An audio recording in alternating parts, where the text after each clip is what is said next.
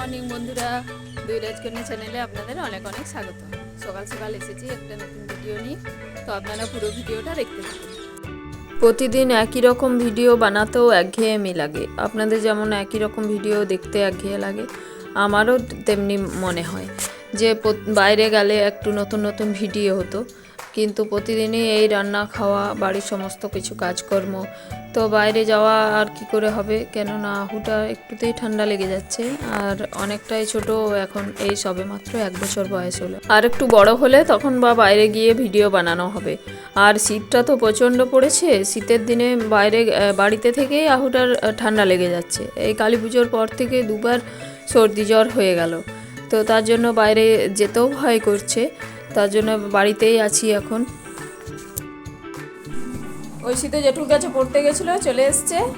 তো কালকে রুটি করেছিলাম, পরোটা, আলু ভরা পরোটা খাওয়া হচ্ছে এখন। তারপরে খেলা হবে নাকি, সকালবেলায় এখন খেলা হবে। আহু ঘুমাচ্ছে, আহু উঠলে পরে গানটা নিয়ে বসবি। আগের বছর থেকে তো আমি পিকনিক যেতে পারিনি, কেননা আহু এই ডিসেম্বর মাসেই হয়েছিল, তো খুব ছোট ছিল তখন, তার জন্য পিকনিক যাওয়া হয়নি। তো এবছরও ভেবেছিলাম পিকনিকটা যাব, তাহলে একটু ভিডিওটাও ভালো করে হবে, কিন্তু যা অবস্থা দেখতে পাচ্ছি মনে হচ্ছে এবছরও পিকনিক যাওয়া হবে না, কেননা আহুর তো একটুতেই ঠান্ডা লেগে যাচ্ছে। আর বাইরে বেরোলে প্রচণ্ড বাতাসও দিচ্ছে, ঠান্ডাটাও পড়েছে প্রচণ্ড, তো দেখা যাক কতদূর কী হয়। আর রাহু শরীর খারাপ হওয়া মানে আমার একাটি খুব কষ্ট হয়, কেননা সারাদিন ও নামতেও চায় না কোল থেকে, আর অথচ আমাকে রান্নাবান্না, দু বোনের খাবার দাবার সমস্ত কিছুই করতে হয়। তো যখন শরীর খারাপ হয় তখন ওর বাবার কাছেও থাকতে চায় না, তখন আমার একা হাতে সমস্ত কিছু সামলাতে খুবই অসুবিধা হয়। ও একটু দুষ্টুমি করে ঠিকই, একটু ছটফটানিটা বেশি করে, তবে ও সবার কাছে যায়, অতটাও আমার অসুবিধা হয় না ওকে নিয়ে। ও যখন বাইরে থাকে তখন আমি সমস্ত কাজকর্মগুলো করে নিই, তবে এখন শরীর খারাপের জন্য ওকে আর বাইরে পাঠানো যাচ্ছে না, আর প্রচণ্ড ঠান্ডা, বাইরে সবসময় বাতাসও বইছে, তো তার জন্য বাড়িতেই আছে। তো একটু অসুবিধাই হচ্ছে ওকে নিয়ে কাজগুলো করতে। তবে ও যখন সকালবেলায় একবার ঘুমিয়ে পড়ে 9টার সময়, ভোর ভোর উঠে পড়ে, তারপর সকালে একবার 9টার সময় ঘুমোয়, তো সেই টাইমটা আমি রান্নাবান্নাগুলো সেরে নিই, আর ওর বাবাকে দিয়ে একবার করে বাকি কাজগুলোও করে নিই। রান্না ছাড়াও তো বাড়িতে অনেক কিছুই কাজ থাকে, আর তার উপর আবার ছোট বাচ্চা থাকলে ওর সব সময়তে খাবার করা, কাচাকাচি, অনেক কিছুই কাজ থাকে সারাদিনে, তো একটু অসুবিধা করেই হচ্ছে এখন। আবার একটু ঠান্ডাটা কমলে ও যখন আবার বাইরে যাবে তখন আমার অতটাও অসুবিধা হবে না। তবে আগের বছর আমি পিকনিক করতে যেতে পারিনি ঠিকই, তবে ঐশী আর ওর বাবা গেছিলো, আমার বাপের বাড়ি থেকে সবাই গেছিলো, ওদের সাথে ওরাও গেছিলো পিকনিক করতে। আমাদের বাপের বাড়ির কাছে একটা পাহাড় আছে, তো ওই পাহাড়ে পিকনিক করতে গেছিলো। বকবক করতে করতে আমার তো বাঁধাকপির তরকারিটা বসানো হয়ে এসেছে, আর আপনারা ভাবছেন দুজন মানুষ এতগুলো বাঁধাকপি দিয়ে কি হবে, তো আমি দুবেলার রান্নাটাই করে নিচ্ছি একেবারে।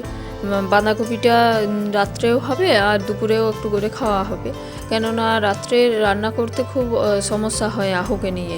ও ঘুমিয়ে পড়ে ঠিকই, কিন্তু ওকে একা রেখে আর রান্না করা খুব অসুবিধা, আর রান্নাঘরটা তো আমাদের একটু দূরে, তো এই ঘর ওই ঘর করাটাও ও একা থাকে, আর ঐশীও সন্ধ্যাবেলায় এখন টিউশনি পড়তে যায়, তো তার জন্য এই বাঁধাকপি তরকারিটা একটু রেখে দিলে আর রাত্রেবেলায় কটা রুটি করে নেবো আমাদের জন্য, তাহলেই হয়ে যাবে।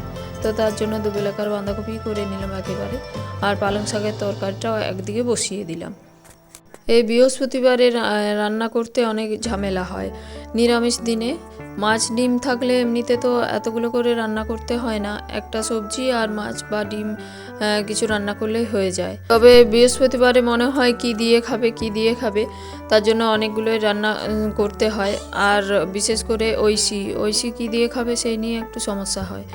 আহু তো খেয়ে নেয় ডাল দিয়ে, আর ওর বাবার কোনো ঝামেলা নেই, ওকে যা আমি রান্না করে দিই তাই দিয়ে ভাত খেয়ে নেয়।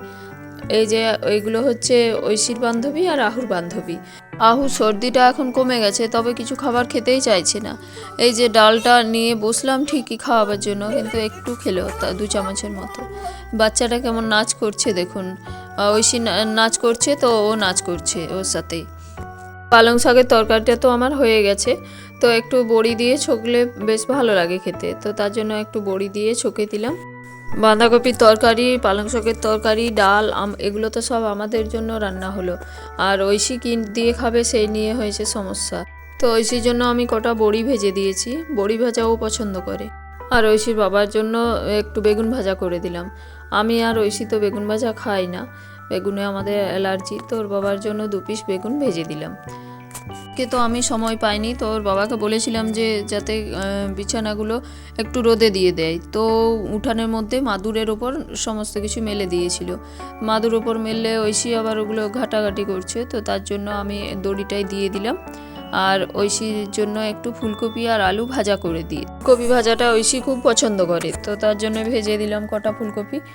আর আমি তো সকালবেলায় কাপড় ছেড়ে রান্না বসিয়েছিলাম, তো তারপরে চান টান করে চলে এলাম। এবার আহু আর ঐশীকে খাওয়ানো হয়নি এখনও, তো চানটা হয়েছে। এবার যাব ঠাকুর ঘরে। ঠাকুর ঘরটা আজকে ধোয়া মোছা হয়নি, অন্যদিন কাপড় ছেড়ে করে নিয়ে, কিন্তু আজকে সকালবেলায় রান্না বসানোর তাড়া ছিল, তো তার জন্য হয়নি।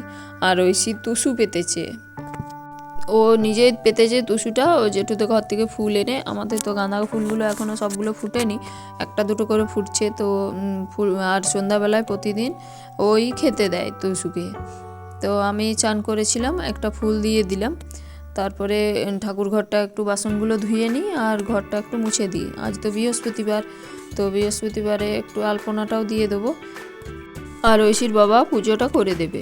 তো পুজোটা করতে গেলে আমার তো সকালেই চান করতে হয়, আর এত ঠান্ডার মধ্যে সকালে চান করা এখন পারছি না।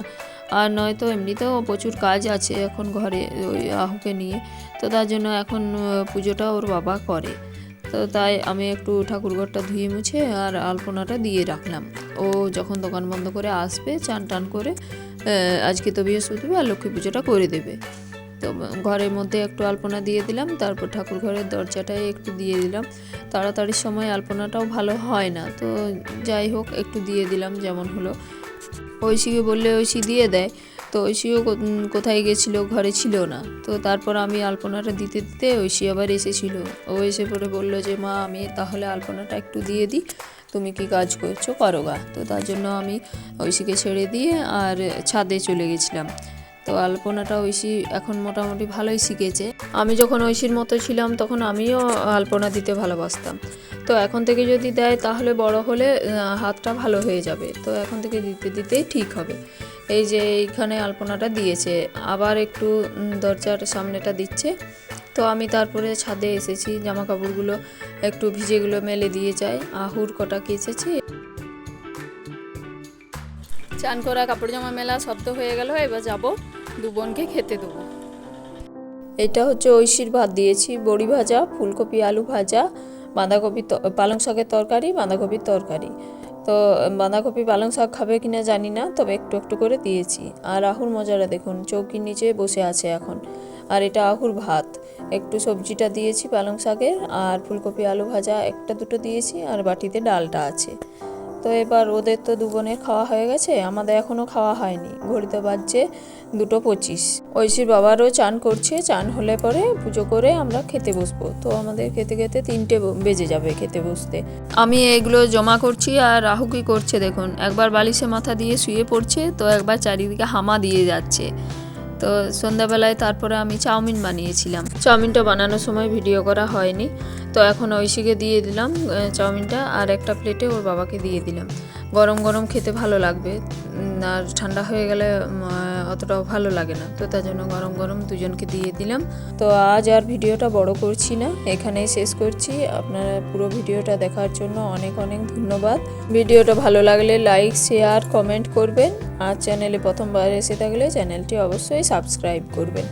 ধন্যবাদ বন্ধুরা, গুড নাইট, দেখা হবে আবার পরের ভিডিওতে।